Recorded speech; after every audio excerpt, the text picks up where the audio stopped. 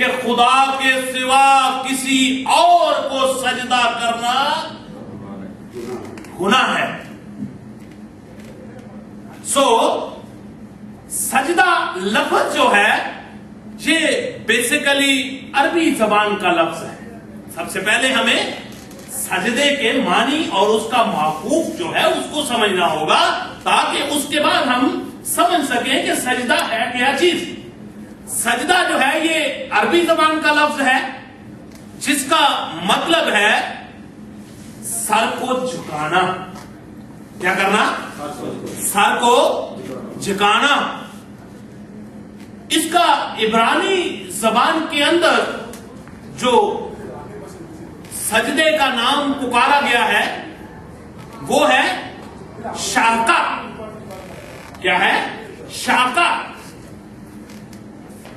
عبرانی زبان کے اندر اس کو شاقہ کے نام سے پکارا جاتا ہے اور جس کے معنی ہے کہ عابد جو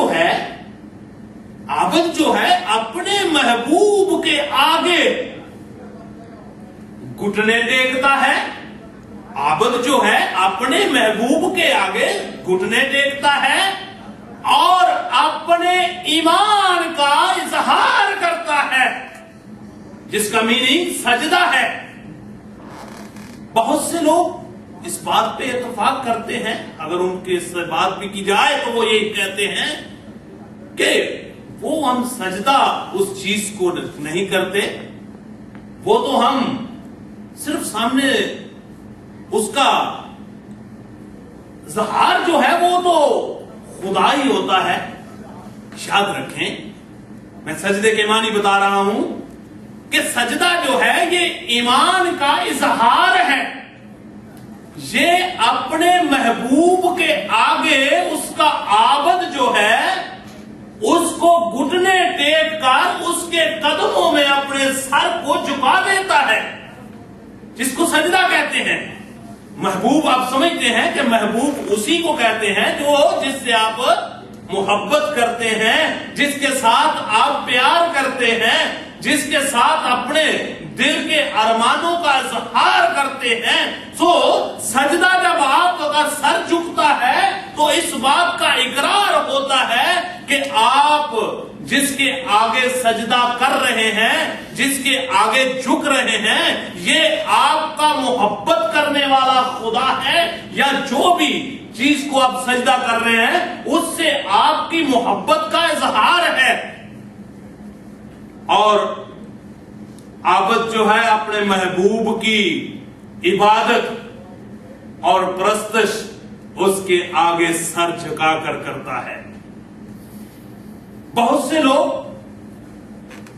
سجدے کو ایک رسم ادا کرتے ہیں. رسم ادا. جبکہ سن لیں کہ سجدے کے عمل کے اندر 3 چیزیں پائی جاتی ہیں. نمبر 1 گواہی کا عمل ہے. سجدے کے عمل کے اندر کیا ہے؟ گواہی کا عمل ہے. نمبر 2 سجدے کے اندر ایمان کا اظہار پایا جاتا ہے.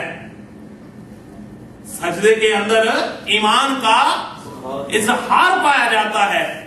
نمبر 3 سجدہ کرنے والا عبادت میں سجدہ کرنے والے کے ساتھ رشتے کا تعلق پیش کرتا ہے. سب سے امپورٹنٹ بات, سب سے ضروری بات جو ہے کہ سجدہ کرنے والا عبادت میں سجدہ کرنے والے کے ساتھ اپنے رشتے کا, اپنے تعلق کا اظہار کرتا ہے. سجدہ ایسا نہیں ہے ایک رسم ادا کرنا نہیں ہے. سجدے کے عمل کے اندر یہ 3 چیزیں پائی جاتی ہیں. اب بائبل مقدس میں سجدے کا لفظ سب سے پہلے پیدائش کی کتاب میں آیا. पुराने अहदनामा में से,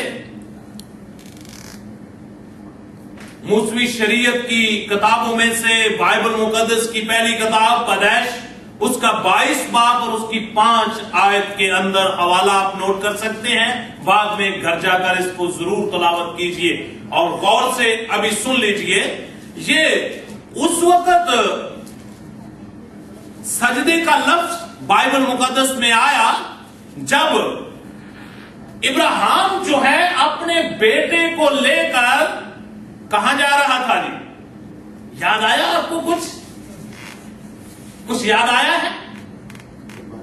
कुर्बानी के लिए उसका बेटा भी साथ है और बेटे के साथ एक गधा भी है और गधे के साथ कुछ नौकर भी हैं, लकड़ियां भी हैं, छुरी भी है, सारी चीजें मौजूद हैं। और जा कहां रहे हैं?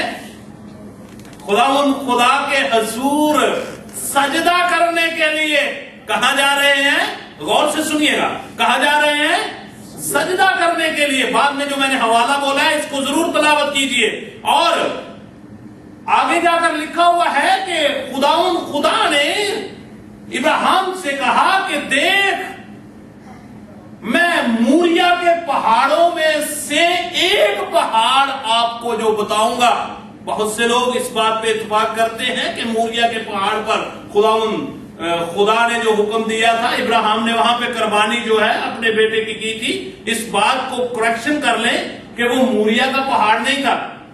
मूरिया एक इलाके का नाम था और कलाम मुकद्दस में लिखा हुआ है। आप पैदाइश की किताब उसका 22 बाब जो है उसको जाकर तलावत जरूर कीजिए।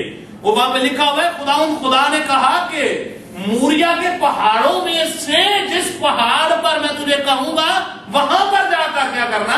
तू कुर्बानी करना। वहां पे लिखा हुआ है, तब इब्राहिम ने अपने जवानों से कहा कि तुम यहां ही ठहरो और मैं और ये लड़का वहां तक जाते हैं, वहां तक जाते हैं और सजदा करके लौट आते हैं। सजदा करके, बाइबल मुकद्दस में सबसे पहले सजदा, यहां पर सजदे का लफ्ज इस्तेमाल किया गया। यहां पर सजदा, जैसा कि मैंने पहले बयान किया, सजदे के मफहूम के अंदर के सजदा जो है इस अमल के अंदर नंबर 1 क्या पाई जाती है? गवाही। नंबर 2 क्या पाई जाती है? ईमान का इजहार। नंबर 3 क्या पाया जाता है? सजदा करने वाला इबादत और सजदा करने वाले के साथ रिश्ते का तल्लक जो है वो पेश करता है। और इब्राहिम ने जो सजदा किया उसमें खुदा के